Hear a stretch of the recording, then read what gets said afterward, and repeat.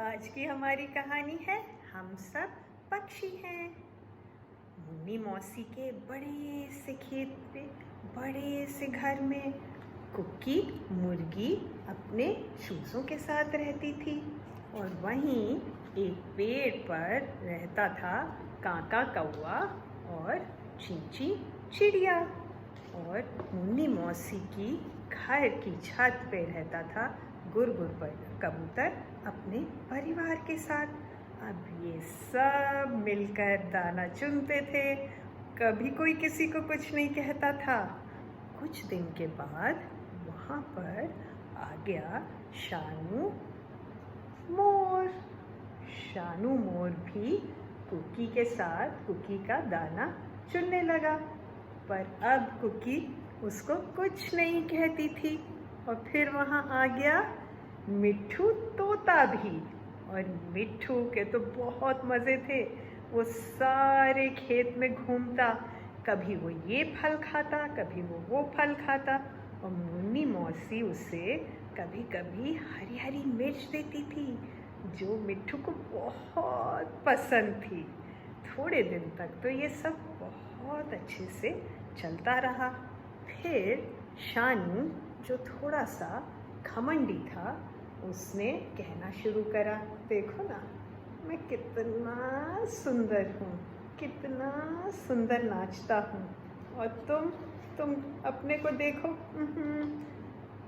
का काका क्या है तुम, कुछ काका के अलावा कुछ नहीं कर सकते क्या?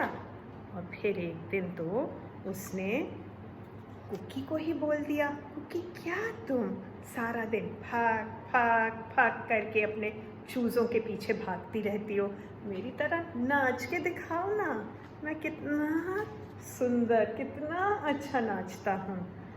ये सब सुनकर किसी पक्षी को अच्छा नहीं लगता था।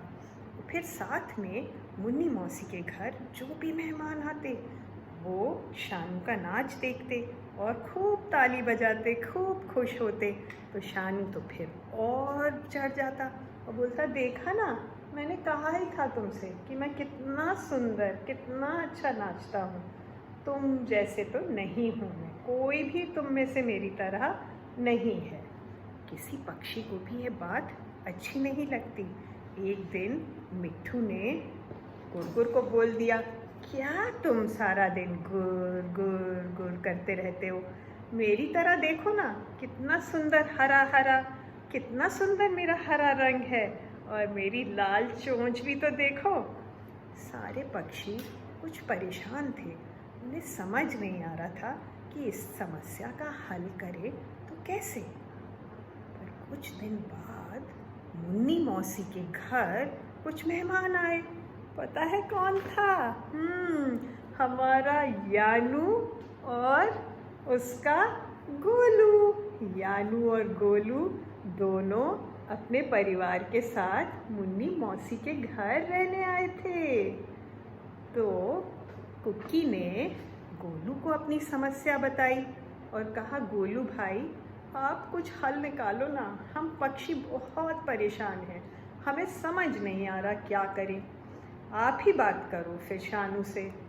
गोलू ने कहा, ठीक है कोशिश करूँगा, अगर मैं कुछ हल निकाल पाया तो ठीक है। आप ऐसा करो कुकी, सारे पक्षियों को कल बुला लो, कुछ फैसला करते हैं। तो अगले दिन कुकी ने सबको बुला लिया। वहाँ पर सारे पक्षी आ गए, चींची चिड़िया, और साथ में आ गया काका कौआ और गुर कबूतर और मिट्ठू तोता, और फिर आया शानू मोर, और सब वहाँ आके खड़े हो गए। और आ गया गोलू। गोलू ने सबको देखना शुरू करा। तो शानू बोला, गोलू देखो ना, इसमें फैसला क्या करना है, हूँ तो मैं ही सबसे सुंदर ना, अब तुम बता दो, बोल दो कि मैं सबसे सुंदर हूँ, फैसला हो जाएगा। गोलू सबको देखता रहा और इधर से उधर उसने बार बार सारे पक्षियों को बोला। उसने सोच कर फिर कहा कि भाई मुझे तो कुछ समझ नहीं आ रहा है। तुम सबके पास दो पंजे हैं, दो आँखें हैं, दो पंख हैं और दो आँखें और एक चोंच है।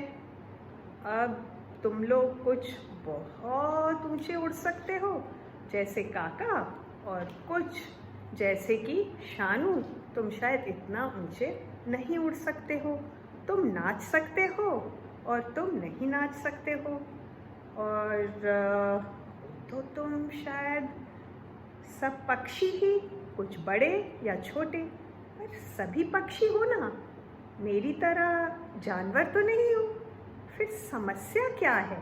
मुझे कुछ समझ नहीं आ रहा। सबने सोचा और काफ़ी देर तक सोचा।